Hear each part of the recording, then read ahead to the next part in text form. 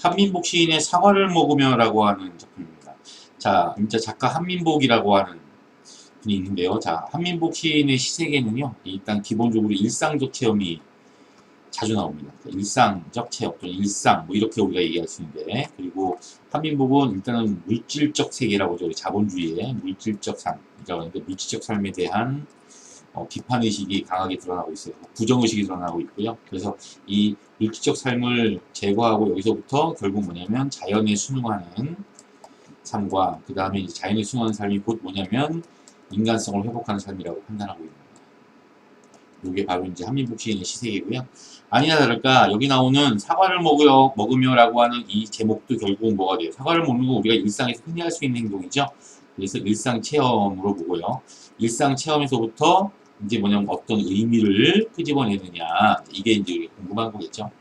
자, 이 작품을 보게 되면요 재밌는 게 뭐냐면 처음에 시작이 처음에 각 연의 왼쪽을 한번 보시게 되면 다 뭘 끝나면 사로 돼요. 그러다가 이렇게 세 줄만 흙이 돼버리고 또 다시 또 사가 돼버리는 거죠. 이렇게 우리가 이해가 되는 겁니다. 그리고 이제 다 끝이 다 뭘로 끝나냐면 다로 끝납니다. 다. 좀 삐뚤삐뚤하겠지만 다 이렇게 끝나버리게 돼 있거든요. 그래서 예, 이게 이제 나름대로 운율을 형성하는 방법이라고 볼 수도 있는데 이제 그건 좀 나중에 다시 한번 마지막에 정리해드리도록 하고요. 시도 한번 읽어보도록 합니다. 사과를 먹는다. 사과나무의 일부를 먹는다라고 했어요. 사과는 사과나무의 일부인 거죠. 그러니까 결국은 이 말을 의미하는 것이 뭐냐면 사과는 사과 혼자 존재하는 것이 아니라 사과나무의 일부로서 존재한다는 얘기예요. 그러니까 결국 뭐냐면 하나의 존재는 다른 존재의 일부다. 그래서 사과나무는 또 뭐야? 또 다른 존재의 일부가 되겠죠. 예. 이런 기본적인 관점이 들어가 있습니다. 그래서 이 두 개는 딱 만들어 놓고요.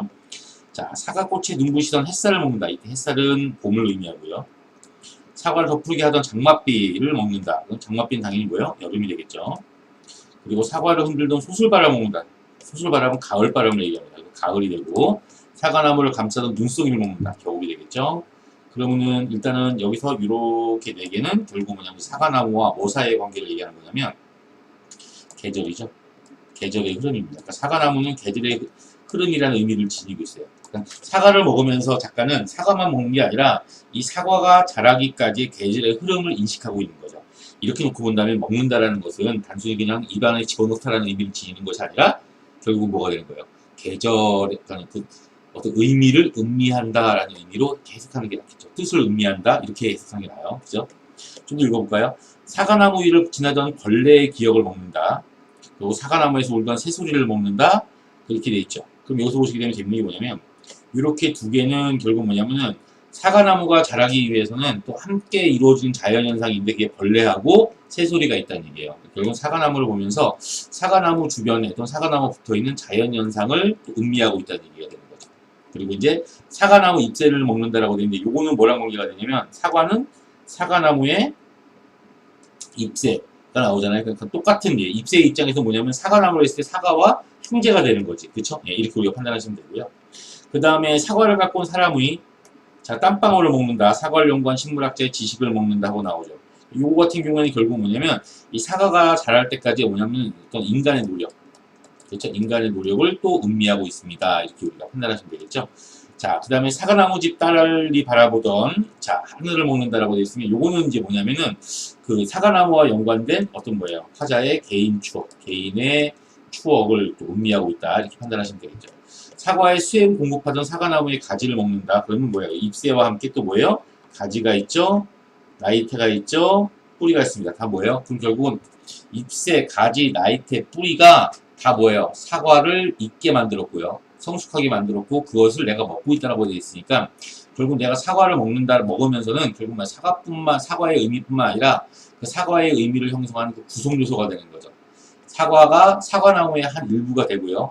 함께 사과나무의 일부가 되었던 또 다른 구성 요소들이 있을 거야. 사과나무와 등가물 이런 것들을 보고 있는 거죠. 그래서 얘네들은 다 뭐가 되는 거냐 이만큼 된 얘네들은 결국 사과와 연관된 사과나무의 구성 요소가 됩니다. 이렇게. 그리고 여기도 나오죠. 사과의 씨앗이 나오는데요.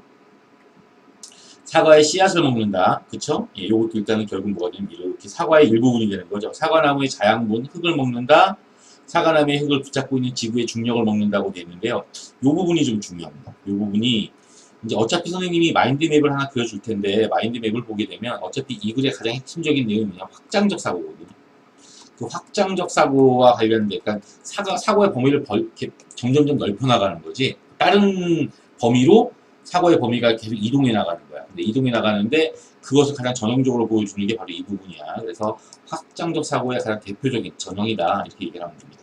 그리고 이 중력뿐만 아니라 또 뭐도 있습니까? 우주까지 넘어가는 거죠. 그러니까 흙, 사과나무, 흙, 중력, 우주로 넘어가고 있는 거지. 그러니까 이렇게 되다 보니까 이게 확장적 사고의 기본적인 가장 대표적인 형태라고 해서 이 시는 확장적 사고를 특징으로 하고 있습니다. 확장적 사고를 특징으로 하고 있는데 가장 대표적인 부분이 어디냐라고 묻는다면 이렇게 세 줄이 되는 거예요. 알았지? 자, 그 다음에는 원래는 본문에 따지면은 요 세 개는요 안으로 좀 들어가 있어요. 들어가 있거든요. 왜냐면은 다 사사사사사라 끝나잖아. 사사사사사라 끝나는데 얘만 흑흑흑이잖아. 그쵸? 이렇게 되니까 좀 약간 특이한 형태를 지니고 있는데 요 부분도 문제가 돼요. 흙으로 빚어진 사과를 먹는다라고 되어 있죠. 어떻게 먹지 그걸? 그게 아니라 흙에서부터 나오는 거죠. 그래서 흙에서 멀리 도망쳐 보려다 흙으로 돌아가고 마는 이렇게 되어 있습니다. 요 형태도 우리한테는 꽤 중요한데 결국 뭐냐면 여기서는 특히나 흙으로 결국은 이게 뭐냐면 흙으로 빚어진 사과를 먹는다는 말은 사과의 본질에 대한 얘기예요. 그리고 이제 흙에서 멀리 도망쳐 보는 것은 사과의 성장에 대한 얘기, 사과나무의 성장과 사과의 성숙에 대한 얘기죠. 인간도 결국 뭐냐 성장하고 성숙하면 뭐냐면 부모님 품에서 떠나려고 하는 거잖아. 그런 모습입니다. 근데 흙으로 돌아가고 마는 이란 말이 나오는데 뭐 어떤 선생님은 이걸 갖다가 뭐 사과가 떨어지는 겁니다. 낙과라고 하죠, 낙과. 그리고 뭐 어떤 거는 뭐 죽음입니다. 뭐 이런 식으로 얘기를 하는데요. 제가 보기에는 뭐 이런 것들도 뭐 가능하다고는 봐요. 근데 흙으로 돌아가고만이란 말은 결국 뭐 약간 이게 본질이라고 했잖아. 결국은 사람이 점점 나이를 먹어서 성숙의 경지에 이르게 되면 또 결국은 자기의 본질로 돌아가는 거죠. 본질 회귀라고 보는 겁니다. 그럼 또 다시 또 뭐가 돼요? 다시 태어나면 다시 또 뭐예요? 성장하고 또 본질 회귀하고 이런 게 나타나는 거 아니겠습니까? 그래서 이런 것들을 이제 우리가 뭐라고 하냐면 순환적 사고라고 이야기를 하는 거죠. 그러니까 이 글은 이 시는 기본적으로 뭐가 있는 거냐면 확장적 사고라고 불리우는 것과 그쵸? 확장적 사고라고 불리우는 것과 순환적 사고라고 불리우는 것, 이 두 가지를 우리가 기억을 해두셔야 되는 거예요. 핵심적으로 알았지? 그리고 이제 사과를 먹는다, 사과가 나를 먹는다. 이건 기법상으로 특이한 기법을 가지고 있어요. 사실은. 기법상으로 봤을 때, 자, 일단은 표현 기법이죠. 표현 기법을 봤을 때 여기 보시게 되면 뭐가 나오냐면 사과를 먹는다, 사과가 나를 먹는다. 이 두 개를 묶으면 말이 안 되잖아요. 이 역설이에요. 그죠? 또 하나는 뭐냐면 사과를 먹는 건 당연한 건데 사과가 나를 먹는 건 결국은 뭐냐면 주체하고 주어하고 목적어가 뒤집어진 거죠. 우리는 이것을 갖다가 이제 뭐라고 하냐면 주객전도라고 이야기를 하는 거예요. 사실은 이 표현만 따지면 이건 주객전도가 되는 거죠. 사실 내가 사과를 먹고 사과가 나를 먹을 수가 없잖아요. 이런 표현에 해당이 되는데 사실은 이제 이것도 결국은 뭐로부터 오는 거냐면 순환적 사고로부터 오는 거예요. 그 얘기를 잠깐만 좀 깊이 있게 좀 해볼게요. 정리를 하면서 정리할 게 별로 없네요. 자, 선생님이랑 같이 어떤 부분들을 얘기할 거냐면 필기사항들이 좀 있으니까 완전히 칠판에다가 딱 놓습니다. 일단은 이 작품은요, 기본적으로 일단은 열거법이 사용되고 있잖아요. 맞습니까? 예, 열거법이 사용되고 있어요. 나열, 열거식 구성을 이루고 있습니다. 그렇죠? 열거식 구성을 이루고 있고 그 다음에 부분적으로는 의인법도 사용되고 있어요. 이렇게 사용되고 있습니다. 그리고 결국은 뭐냐면 이 부분은 이 글은 확장적 사고를 특징으로 하고 있다. 삶에 대한 깨달음이죠. 사실은 확장적 사고를 가지고 있다. 확장 사고를 가지고 있는데 기본적으로 뭐냐면 사과에서부터 비롯됩니다. 그렇죠? 사과라는 것에서 이제 사과에서부터 뭐야? 사과나무로 넘어가고. 그렇죠? 그리고 또 뭐야? 사과랑 계절의 순환이랑도 관계가 되고 사과랑 다양한 자연현상이랑도 관계가 되고 이렇게 확장적 사고가 좀 범위가 넓어지고 있죠. 다른 범위로. 사과랑 인간이랑도 관계가 되고 사과랑 인간 중에서도 나랑도 관계가 되고 맞지 않습니까? 이렇게 나타나게 되는 거죠. 그리고 이제 사과랑 또 뭐랑 관계가 돼요? 흙이랑 관계가 되죠. 흙과 관계가 되고 그 다음에 이렇게 나타나게 되는데 이 흙이랑 또 뭐랑 관계가 돼요? 중력이랑 관계가 되고 이 중력과 또 뭐랑 관계가 돼요? 우주랑 관계가 됩니다. 이렇게. 그러니까 그렇게 되다 보니까는 다른 쪽 같은 경우에는 뭐냐면 그냥 이 사과라는 범주 이외에 다른 범주로의 확장을 얘기해요. 이렇게 얘기하는데 얘는 뭐야? 다른 범주에서 다른 범주에서 다른 범주로 넘어가니까 이 부분이 뭐야? 확장적 사고가 전형적으로 이루어지는 그러한 형태로 우리가 이해가 돼야겠죠. 이게 확장적 사고에 해당이 되는 겁니다. 그리고 이제 두 번째가 뭐가 되는 거냐면 순환적 사고라는 말이 나와요. 세 번째죠. 이 순환적 사고라는 말이 나오는데 이 순환적 사고에 대한 얘기는 어떻게 되는가? 순환적 사고는 뭐냐면 영원성을 지나요. 계속 반복적으로 도는 거죠. 반복되고 그 다음에 영원하고 이렇게 되는 겁니다.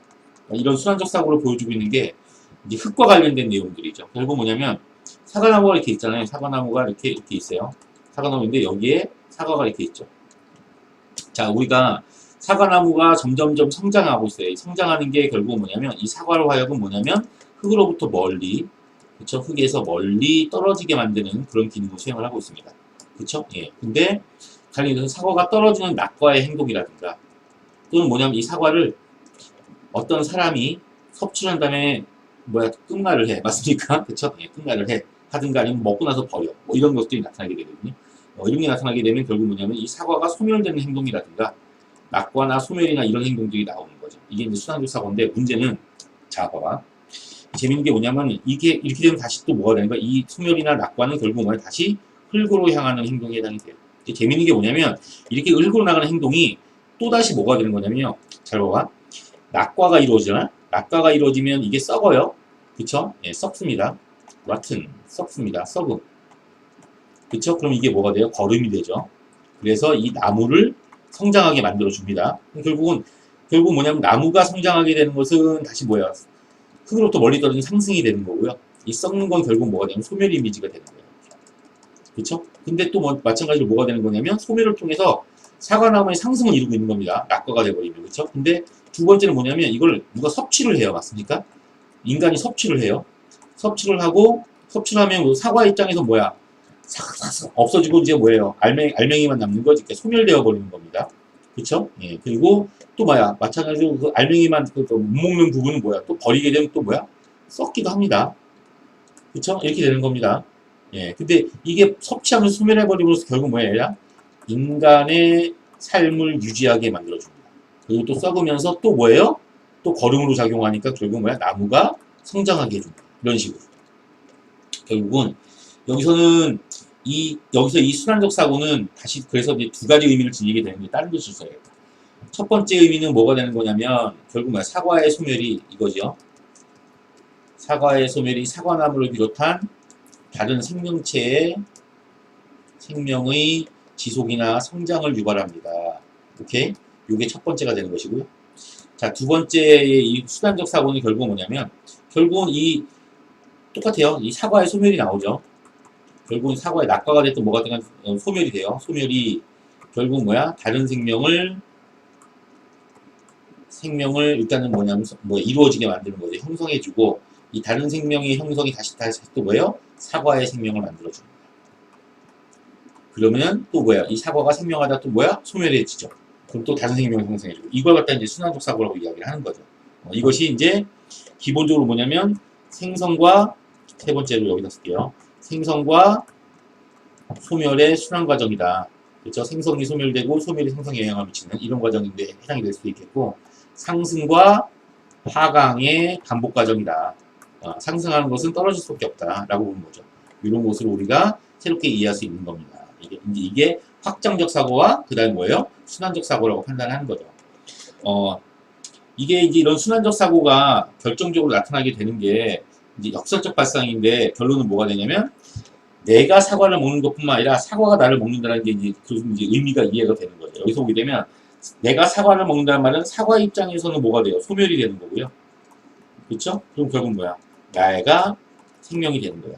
근데 사과가 나를 먹는다는 말은 일단은 뭐가 되느냐면 아니라 이거는 내 입장에서 내가 소멸이 되는 거고요. 나의 소멸이 또 뭐야? 통해서 뭐가 되는 거야? 사과가 클 수도 있다라고 판단하는 거예요. 나가 죽으면 나 썩으면 나도 거름이 되는 거니까. 그러니까 여기서는 결국 뭐냐? 이 사과라고 하는 부분은 결국 뭐냐면 다른 생명체들과 연관되어 있는, 그렇죠? 그러니까 우주의 한 부분이에요.